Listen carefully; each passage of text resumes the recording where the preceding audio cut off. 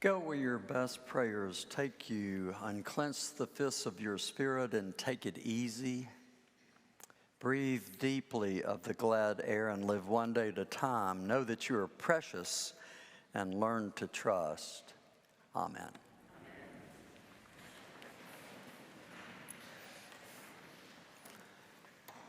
Well, good morning. It's good to see all of you today. It's a little gloomy, but I think the sun's going to come out in a bit. And some of you are privileged. A bunch of the choir are not up front. They're around you. So if you hear some great voices, it's because the choir is sitting out in the congregation this morning. So I hope y'all have a good morning off. We do have evensong this evening, so I hope if you have some time, come worship with us. It's just lovely. It's always a restful, peaceful way to end Sunday afternoon and still have some daylight afterwards. I heard a mom talking. Actually, I read a conversation with a mother, but it was so alive to me, it's like I could hear her voice. She's a really dear woman. She's a devout person. Her name is Mayra. She's a lifelong practicing Roman Catholic, and I mean practicing. She is, as the kids say, all in. You can tell the way her faith has influenced her life, really touched everything, which is very dear. She was raised in the church. She went to Catholic schools. She was married in the Catholic church, raised her kids there, took them to Mass every week. She even started the catechism in Spanish for Spanish-speaking people. Her husband was really active. They were just there all the time. And then she started later this incredible ministry. There was an orphanage nearby, and the kids would come to church. She became their mom and would bring these kids and almost raised another generation of children. Really an incredible person. But with all that, she had this thing about her faith that was real, and lots of us have it, to be quite honest. And it bothered her all the time. I mean, it was more than an itch. It was a pain, and it was regular and constant with her. And she owns that. She said it wasn't necessarily healthy, but it was there all the time. And it's this simply. Her oldest son does not go to church. He went to church as a boy, obviously, but then he quit going. And as he got older, one time he told his mom, "Mom, I respect your faith, and I'm not against it. It's just not for me." And it just plagued her. She thought she ought to do something about it. Carlos is the young man's name. He is a great guy. Great athlete in high school, great undergraduate degree, has a PhD now, teaches and taught at the University of Miami. He got married to another PhD. They have a son, but no church in his life. And Mayra says, I worried constantly about it. She said, I argued with him constantly about it. And then finally she realized how bad the relationship was getting over this one thing. So she finally quit talking to him about it. And that was like 2 or 3 years went by of just silence about church. Everything else was great. He's a loving person. They have a loving family, a big family. And then recently, the reason this interview came up is Carlos called her and said, "Mom, we are going to have your grandson," his name is Santiago, "baptized in the church, and we want you to be there." And she was flabbergasted. I mean, pleasantly, but kind of shocked in a weird kind of way, too. Like, what? So she said, "Carlos, we kind of agreed not to talk about this, but what is going on? What happened? What's changed your mind?" And he said, "Mom, my mind has not changed, really. It really hasn't. I just think baptism for Santiago is the right thing to do. And you don't know this, but I've been taking him to baptism classes." She said, "I didn't have any idea."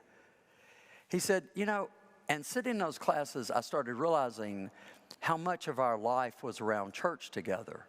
And I have these fabulous memories of our entire family and the holidays, and church was at the center of it. He said, I realized I didn't really want to leave it behind. I want to believe, I just find it hard.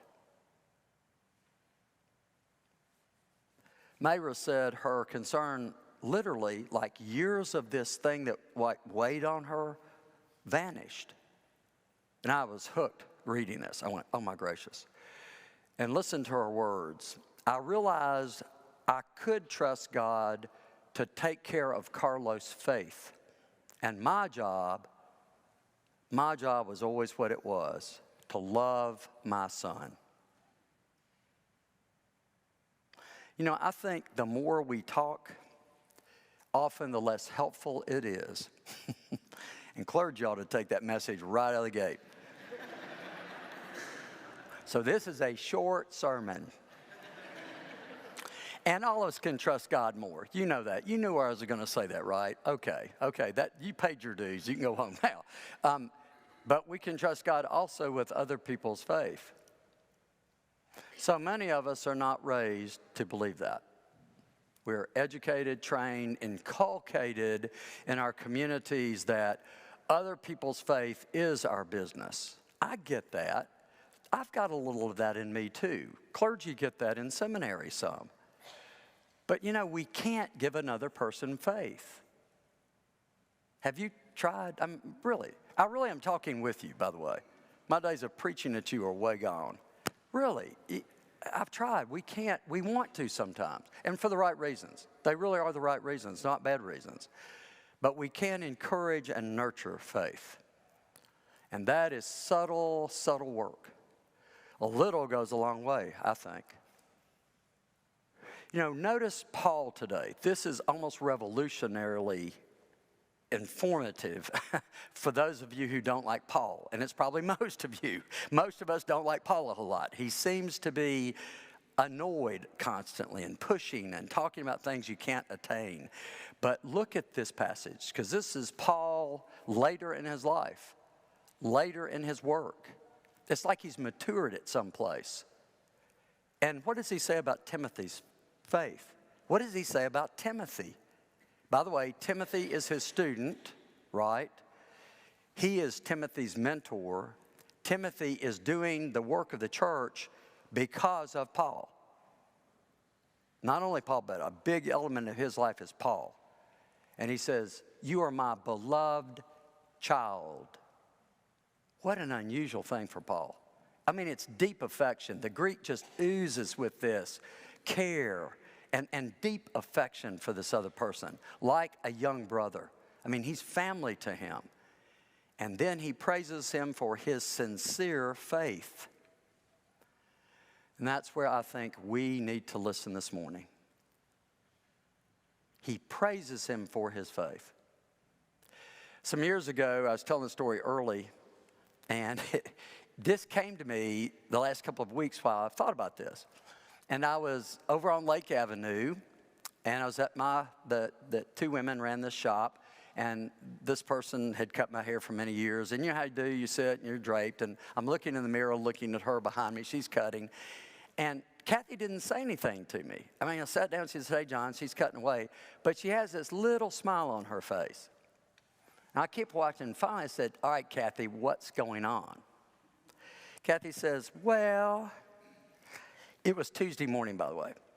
She said, well, my preacher talked about you Sunday.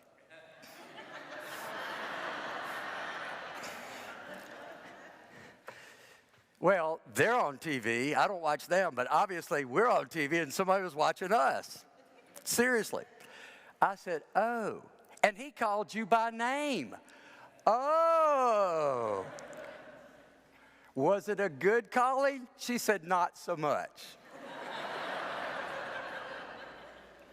I got out of the chair.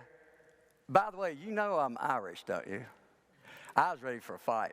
I was thinking, okay, all right, that's how we're going to do this. I'm talking to the mirror. Do you do that? I'm having a fight in the mirror. Weird, bizarre stuff. Don't do that, by the way.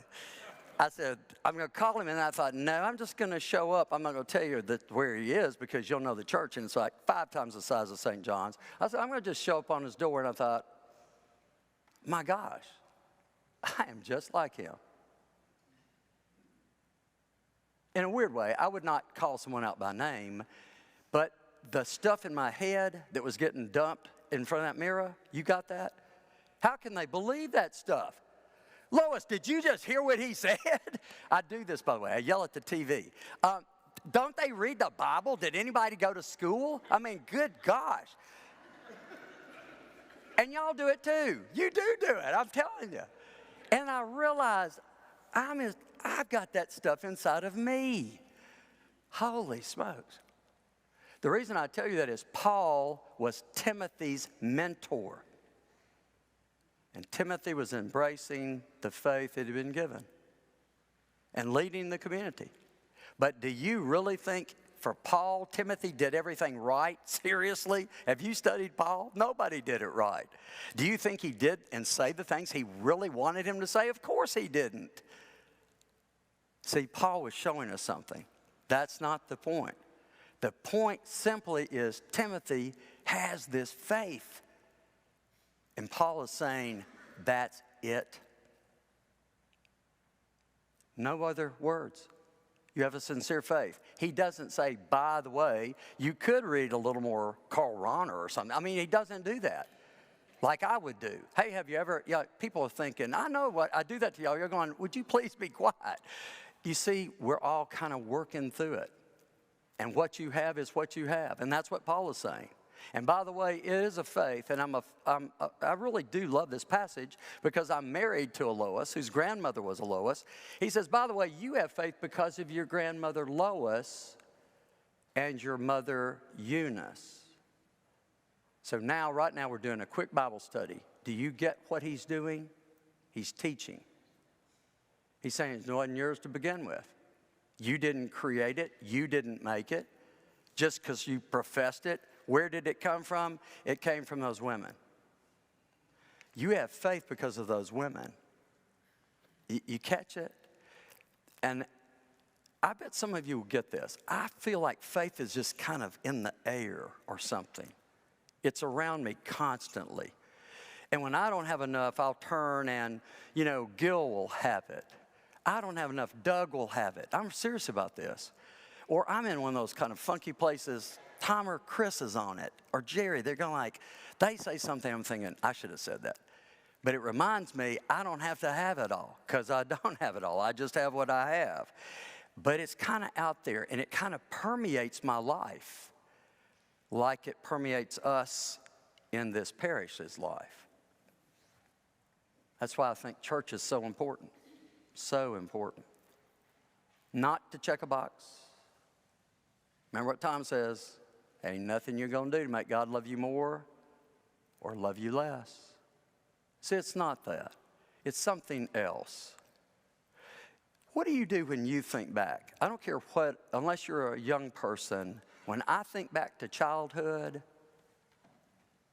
I think of, we called her Aunt Bubba, who kept us in the nursery and loved on us. And we did a little chapel service like little acolytes. Or my first acolyte master, who was so loving and loved it. We were just important. And then Uncle Aby, who would take us and do stuff with us. I'm thinking, and he was an old man. I think back, see, I remember the affection, the inclusion, really the love that I experienced in the church. I don't remember anything about what the clergy were teaching us doctrinally to believe. You don't either. I can prove this. I've done this with older groups. When we start reflecting, people my age, looking back, they never remember that stuff. They remember the power of being part of that. It was like faith was around them. Maybe that's why the image is almost, it's like a shield. But I don't think it's a shield against anything. I think it's a shield that we carry to remind us that it is. It has weight. It's important. So what is faith? Best definition I ever heard. You don't hear anything else, put this in your pocket. I didn't say it. Will Willimon said it. Years ago, I heard him say this. It came back to me this week. Faith is what God does in us and through us. Faith is what God does in us and through us. It is all relational. It is not the right amount. It had nothing to do with the amount. By the way, Jesus said, size of a mustard seed, if I was holding it, you couldn't see it. That's all you need. That's not what many of us have been taught. It's not the right beliefs. It's not the right creed. It's not the right moral outcomes, even when we try to get them. It's not the right politics, the right sociology. It is none of that. You just put on, it's not the right, you fill in the blank. It is simply God in us and through us. I heard a young Washington, D.C. preacher who is super sharp say this: we want answers, God gives us wisdom. We want ease, God gives us endurance. We want certainty, God gives us faith. We want His gifts right now. God gives us Himself. Be reminded, every time you come before any altar, wherever that is, here, St. Peter's in the Basilica, or in the Smoky Mountains, with your family on the holidays, whatever that altar is, and you have a sense of the spiritual, God is with you. Each of you has God, period. Each of us has God as much as anybody else, all the time. And faith is whatever God is doing with you and in you and through you. The meager prayers that I can say, the prayers you can say, whatever way you serve another person, the smallest, most insignificant thing counts. Whatever money you get away, whatever charity you do, whatever gracious words you can speak when somebody is in one of those places that they don't think they're going to make it. That's what it's all about. That's your faith. And it matters. Amen.